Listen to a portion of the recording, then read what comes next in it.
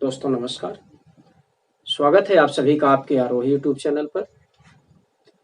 आज हम आप लोगों के साथ चर्चा करने वाले हैं समीक्षा अधिकारी, सहायक समीक्षा अधिकारी तथा खंड शिक्षा अधिकारी जैसी मुख्य परीक्षा के लिए महत्वपूर्ण विषय पत्राचार।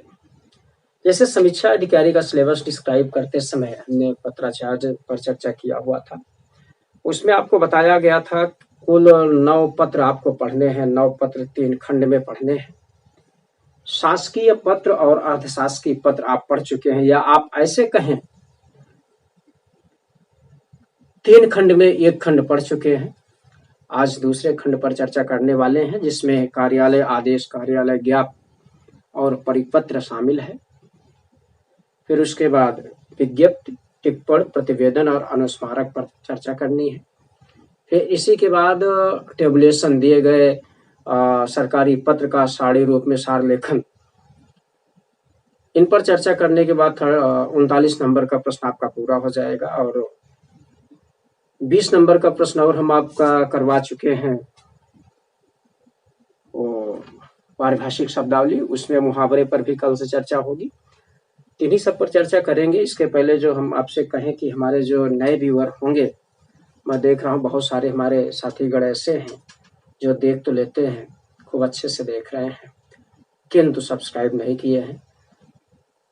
उसका खामियाजा यह होता है कि देख तो रहे हैं, मुझे दिखता भी है, मालूम भी पड़ता है, समय के साथ आपके पास वो सूचना नहीं पहुंच पाती जो पहुंचना चाहिए। इसलिए आप लोग हमारे चैनल को प्लीज सब्सक्राइब कर लेंगे। बेल आइकन ऑल पर प्रेस करिएगा ताकि सारी सूचना आप तक समय के साथ पहुंचे। लाइक कमेंट जरूर करिएगा। अगर लाइक नहीं करते हैं तो डिसलाइक ही कर दीजिए, कोई दिक्कत नहीं है। डिसलाइक करने से होगा कि मुझे अपनी कमियां दिखेंगी, और कमियां जरूर लिखेंगे आप लोग तो मुझे और खुशी होगी। कहावत भी है कि निंदक नीरे राखिए आंगन कुटी छवाए। निंदक नीरे राखिए आंगन कुटी छवाए, बिन साबुन बिन तेल का निर्मल करे सुभाए।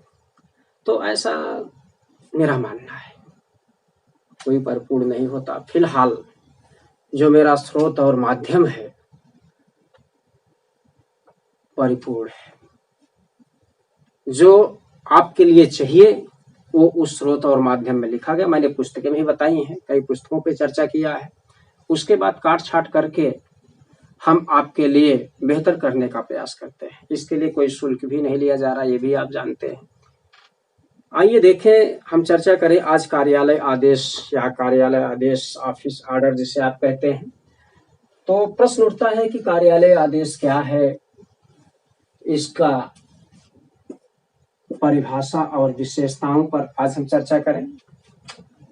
अगर कार्यालय आदेश की बात करें तो कार्यालय आदेश जैसे बात से ही लगता है एक कार्यालय द्वारा अपने निकटतम या अपने अधीनस्थ अधिकारियों कर्मचारियों को आदेशित निर्देशित किया जाता है। कैसे? किसी नीतिगत निर्णयों पर, जैसे नियुक्ति, अवकाश, स्थानापन्न, इन विषयों पर सीधे आदेश निर्देश जारी किए जाते हैं। लेकिन ध्यान देने की जरूरत और कार्यालय आदेश में यह है कि अपने अधीनस्थ के अतिरिक्त कार्यालय आदेश का प्रयोग नहीं किया जाता, और अस्थायी टेम्परेरी कर्मचारियों और अधिकारियों पर भी कार्यालय आदेश जारी नहीं किया जाता। तो हम बिना समय गंवाए आइए देखते हैं कि कार्यालय आदेश की सर्वश्रेष्ठ परिभाषा क्या है। परिभाषा को समझें। यहाँ समझने की जरूरत है, रटने की जरूरत नहीं। अगर कुछ शब्द आपसे छूट भी जाते हैं तो छूट जाने दीजिए, लेकिन जो इसकी थीम है उस थीम को आप समझें, उनकी विशेषताओं को आप समझें, उनके ड्राफ्ट को आप समझें। अब इनको बताएंगे, इसके बाद इसकी ड्राफ्टिंग करवाएंगे। ड्राफ्टिंग के बाद 2-4 जो है आपको कार्यालय आदेश लिखवाया भी जाएगा ताकि आप बेहतर प्रदर्शन कर सकें। और मैंने देखा है कि हमारे बहुत अच्छे साथीगण हैं, कुछ विद्यार्थी उसमें शामिल हैं, बहुत अच्छा प्रदर्शन कर रहे हैं। मुझे लग रहा है कि जैसे हम शुरू में कहे थे, एक आप लोगों के लिए एक शब्द बोले थे, अब की बार आरो पार, अब की बार आरो पार। और उसमें देख रहे हैं जो हम टेस्ट सीरीज का ग्रुप बनाए हैं, ग्रुप चल रहा है, बहुत अच्छे से चल रहा है। उसमें कुछ लोग ऐसे हैं जो रेगुलर मुझे 1-2 पत्र लिख के भेज रहे हैं, और उसको मैं चेक भी कर रहा हूँ। जो छोटी छोटी कमियां, उसमें सुधार भी हो रहा है। और जो नहीं भेज रहे हैं लिख के प्लीज वो भेजने का प्रयास करेंगे, निश्चित भेजिएगा। और किसी दिन मैं उन सब का नाम भी लूंगा और बताऊंगा भी कि कौन कौन है जो बेहतर प्रदर्शन कर सकते हैं और कर रहे हैं। मैंने उन्हें सुझाव भी दिया है कि एक ही दिशा में प्रदर्शन नहीं होना चाहिए, 4 पेपर है, चारों पेपर में पर वो ध्यान दें, निश्चित ही आपके लिए है। किसी दिन हम लोग रूबरू होंगे। आइए देखें तो कार्यालय आदेश की परिभाषा पर हम चर्चा करें तो अब देखें कि कार्यालय आदेश शासकीय पत्र व्यवहार का वह विशिष्ट रूप है। क्या है?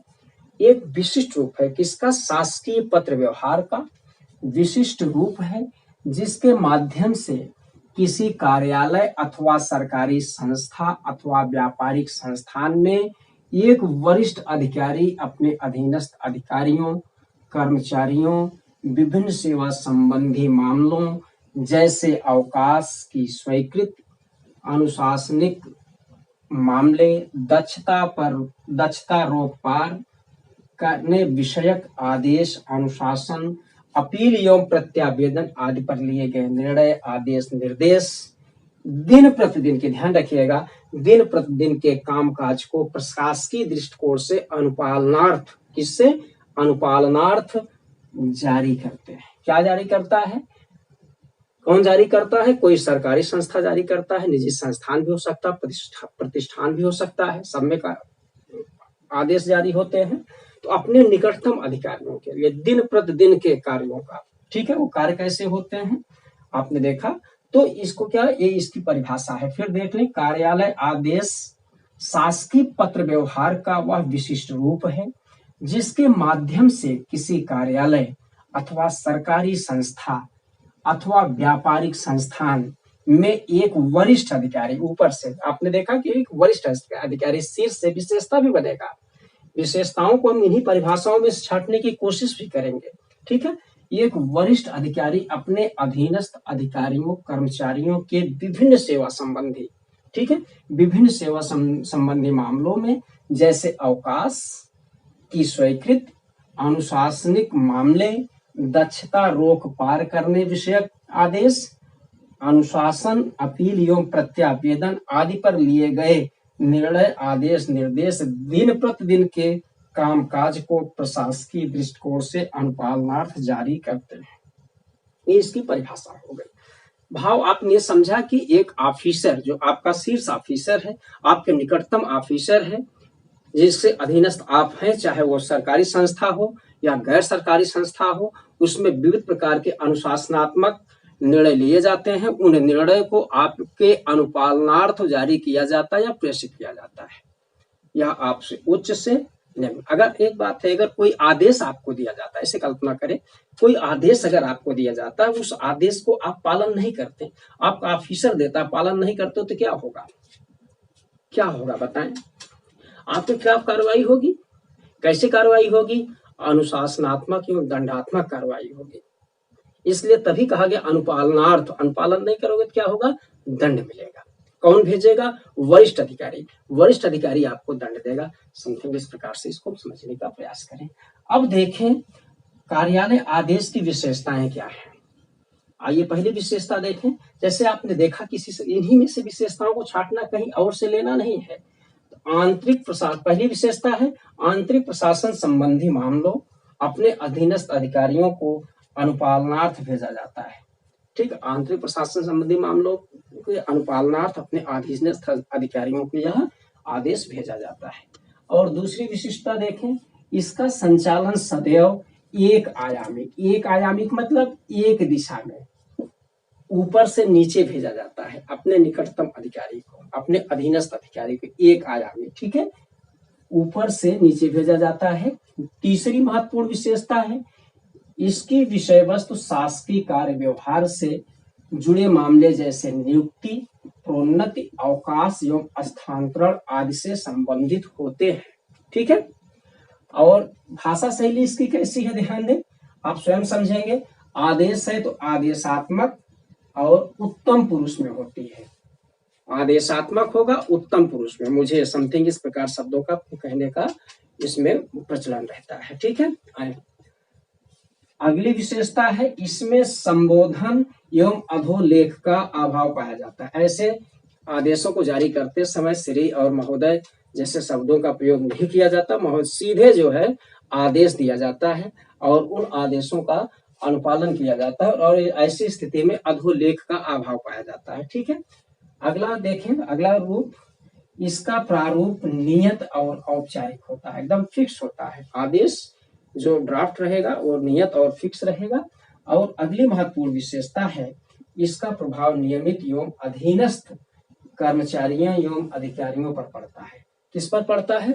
जो नियमित कर्मचारी और अधिकारी होते हैं उन पर पड़ता है, और अस्थायी और अनियमित कर्मचारियों अधिकारियों पर इसका क्या कहते हैं प्रभाव नहीं पड़ता। इस प्रकार से आपने देखा कार्यालय आदेश की परिभाषा, कार्यालय आदेश की विशेषताएं। अब हम आगे इसमें देखेंगे कार्यालय आदेश का प्रारूप, और इसके साथ साथ कार्यालय आदेश का क्या कहते हैं कि एक दो उदाहरण देखेंगे। इसके अतिरिक्त आप देखेंगे कार्यालय आदेश और विभिन्न पत्रों के बीच अंतर। कभी कभी पूछ लेता है कार्यालय आदेश किसे कहा जाता है, कार्यालय आदेश और कार्यालय ज्ञापन में अंतर बताएं। और कभी कभी ऐसा भी पूछ लिया जाता है कार्यालय आदेश किसे कहते हैं, कार्यालय आदेश और